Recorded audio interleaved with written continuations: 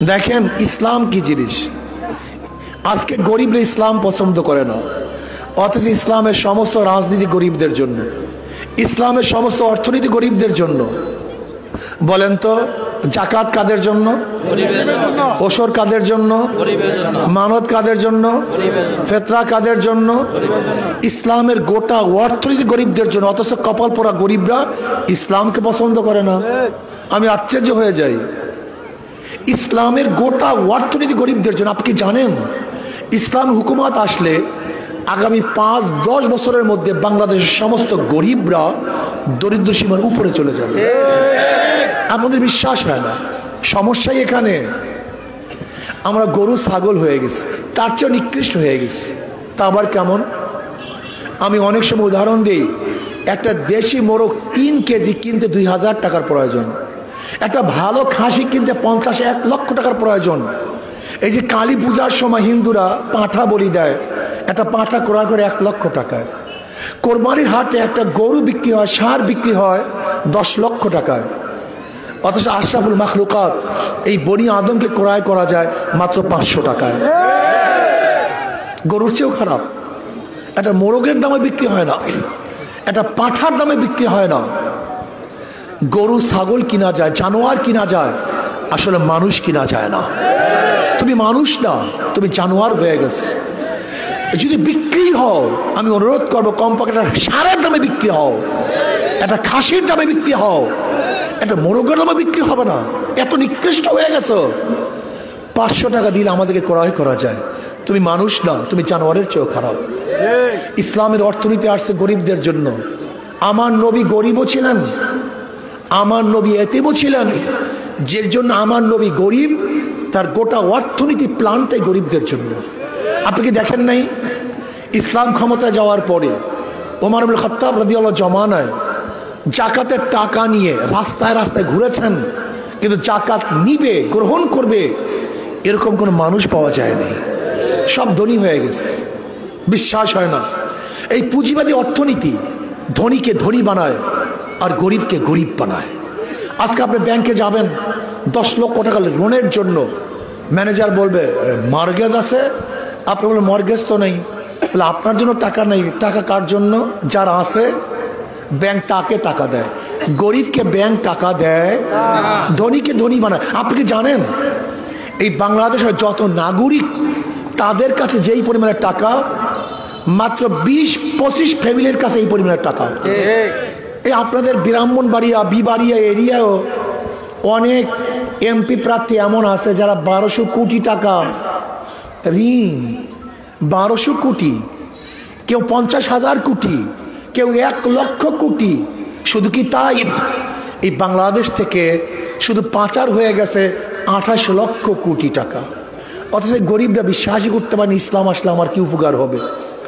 আবার অনেক খারাপ লোক আমরা যারা আছি, আমরা মনে করি ইসলাম আসলে আমার খারাপিয়াতের অবস্থাটা কি হবে। এক গাঁজাখোর বলতেছে, হুজুর ইসলাম ক্ষমতায় আসলে আমার গাঁজার অবস্থাটা কি, আমি গাঁজা কিভাবে সেবন করব। আমি বললাম বাবা তুমি মসজিদে গিয়ে কি গাঁজা সেবন করতে পারো? বলেন না। আমি বললাম কেন? তাহলে হুজুর পরিবেশ নেই। আমি বলি ইসলাম ক্ষমতা আসলে গোটা বাংলাদেশটা মসজিদের পরিবেশ হয়ে যাবে। তুমি গাঁজা সেবন করতে পারবা না তো? মনে চাইবে না? কোনো অসুবিধা আছে? বলে হুজুর তা তো নাই। বিশ্বাস হয় না। আচ্ছা বলেন তো এখানে যারা আছেন এমন একজনও কি নাই যারা বিড়ি খান? কথা বলেন না। ধূমপান করেন একজনও নাই, তা বিড়ি খান না কেন? ধূমপান করেন না কেন? আপনি বুকে হাত দিয়ে বলেন তো আপনার কি একবার মনে চাইছে একটা বিড়ি টান দেই? কেন? তার মানে এই পরিবেশটাকে গান্দা বানাইয়া ফেলাইছি, নষ্ট করে ফেলছি, আবর্জনা করে ফেলছি। ওই রাজনৈতিক দলের আমার পরিবেশকে ধ্বংস করে ফেলেছে। এর জন্য এই সমস্ত দলগুলির মধ্যে যদি ফেরেশতাও ঢুকে আজাজিল হয়ে যায়, আর ইসলামের মধ্যে আজাজিল ঢুকলে ফেরেশতা হয়ে বের হয়ে যায়। বিশ্বাস হয় না? আচ্ছা বলেন তো বুয়েটের আবরার ফাহাদকে কারা হত্যা করছে? ওই বুয়েটের ছাত্ররা। সবচেয়ে মেধাবী, সবচেয়ে দামি, সবচেয়ে জ্ঞানী। ওরা মেট্রিকে ভালো রেজাল্ট করেছিল, আইএ ভালো রেজাল্ট করেছিল, ওরা ছিল ক্রিম স্বর্ণতুল্য। কিন্তু ওই পার্টি করার কারণে, ওই দলে যাওয়ার কারণে ভালো ছাত্রগুলি ছিল ফেরেশতা তুল্য, হয়ে গেছে আজাজিল শয়তান তুল্য, খুনি হয়ে গেছে। আপনি দেখেছেন জাহাঙ্গীর ইউনিভার্সিটিতে 100 ধর্ষণ করার পরে কারা সেঞ্চুরি পালন করেছে? এই শিক্ষিত ছাত্ররা। আপনারা পত্রিকায় দেখেছেন সমস্ত শিক্ষিত চোর না, কিন্তু যারা চুরি করে সব শিক্ষিত। এই বাংলাদেশকে ধ্বংস করা করছে এই শিক্ষিত সমাজ। প্রিয় ভাইয়েরা আমার, আমি অনুরোধ করব একটা বারের জন্য ইসলামকে পরীক্ষা করুন। আপনারা নৌকাকে বারবার পরীক্ষা করেছেন, ধানের শীষকে পরীক্ষা করেছেন, আসেন আপনি বলেন, নাঙ্গলকে পরীক্ষা করেছেন। আপনারা ইসের নৌকাকে পরীক্ষা করেন নাই? জোরে বলেন। ধানের শীষকে পরীক্ষা করেন নাই, নাঙ্গলকে পরীক্ষা করেন নাই, কিন্তু ইসলামকে কিন্তু এখনো পরীক্ষা করেন নাই, একবারও পরীক্ষা করেন নাই। অনুরোধ থাকবে, 2 হাত করে জোরে অনুরোধ করুন, একটা বারে যদি ইসলামকে পরীক্ষা করেন, একটা বারের জন্য, শুধু একটা বারে যদি ইসলামকে পরীক্ষা করুন। ইসলাম ফেল করার জন্য দুনিয়াতে আসে নাই, ইসলাম দুনিয়াতে ফেল করার জন্য আসে নাই, ইসলাম দুনিয়াতে পাস করার জন্য এসেছে। একটাবার পরীক্ষা করুন। আমাদেরকে পরীক্ষা নেয়নি নাই, আমাদের পরীক্ষা নেয়নি না আপনারা, ওদেরকে বারবার পরীক্ষা নেন। আচ্ছা বলেন তো, জিয়াউর রহমান সাহেবের আদর্শ এই, নীতি এই, তিনি ভালো লোক ছিলেন, তিনার গুণকীর্তনের কারণে আমরা কি সত্তার সাহেবকে ক্ষমতা বসাই নেই? কি থাকতে পারেনি? জিয়াউর রহমান সাহেবের আদর্শের কারণে 1991 সনে খালেদা জিয়াকে ক্ষমতায় বসাই নেই। দেশকে 5 বার দুর্নীতি চ্যাম্পিয়ন করছে। কয়বার? 5 বার। আচ্ছা বেশ ভালো কথা, শেখ খালেদা সাহেব জিয়াউর রহমান সাহেবের আদর্শের কারণে আমরা 2001-এ আবারও খালেদা জিয়াকে ক্ষমতায় বসাইনি। কথা বলেন না কেন? ফেল করছে না পাস করছে?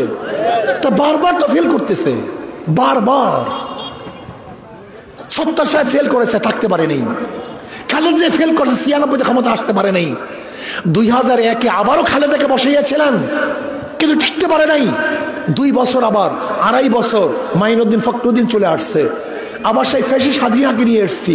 তার মানে ওরা বারবার ফেল করার পরে আপনারা পরীক্ষা নেন, আর আমরা পরীক্ষা দেওয়ার জন্য এত প্রস্তুতি নিচ্ছি, আমাদেরকে একবারও পরীক্ষা নেন না। কারণটা কি আমাকে বলেন তো? সমস্যাটা কি? অনেক চোর বলে, হুজুর ইসলাম ক্ষমতা আসলে আমার চুরির অবস্থাটা কি হবে? আছে কি নাই? আমি বললাম তুমি চুরি করবা কেন? হুজুর আমার সংসার চলবে কিভাবে, আমার স্ত্রী খাবে কি? আমি বলবো ইসলাম ক্ষমতা আসলে তোমার স্ত্রীর দায়িত্ব, তুমি যদি অক্ষম হও তোমার থাকবে না, সরকারের থাকবে। তুমি ইসলামকে ক্ষমতায় নাও, তুমি অক্ষম হও, তোমার বাচ্চাদের জন্য কামাই করতে না পারো, তাহলে তোমার দরকার নাই তো। ইসলাম রাষ্ট্র তোমার বাচ্চাদের দায়িত্ব গ্রহণ করবে। তুমি চুরি করবা কেন? তোমাকে ধনী বানায় দেবো তো।